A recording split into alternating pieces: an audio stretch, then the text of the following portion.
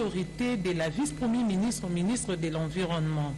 Pour ce faire, F. Bazaïba a exhorté les agents et cadres de la direction de l'assainissement à doubler les efforts pour des résultats concrets dans un bref délai. La propreté doit commencer dans les installations des services commis pour l'assainissement. F. Bazaïba l'a dit au terme de sa visite dans les différents bureaux. Les réponses viendront de nous-mêmes, de vous. Parce que pour assainir, il faut d'abord soi-même qu'on soit assaini. Nous avons un défi, vous et nous, à relever. J'ai entendu ce que vous avez dit. Moi, je vais faire ma démarche pour qu'on puisse obtenir la prime.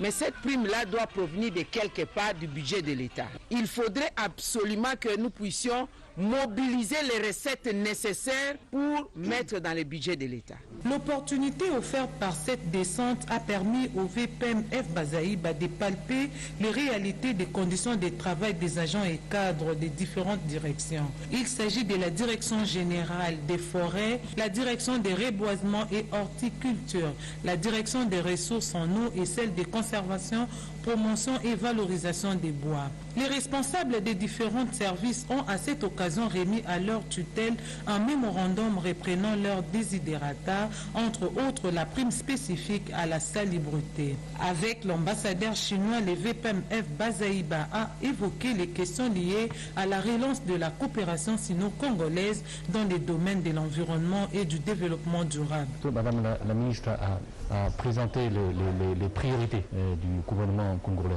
dans la protection de l'environnement, dans la protection de la forêt tropicale, l'accroissement d'investissements vers au Congo, aussi dans la coopération entre les deux pays. Une fois les priorités sont identifiées, la Chine a scellé une coopération solide gagnant-gagnant entre elle et la République démocratique du Congo dans les domaines de la biodiversité.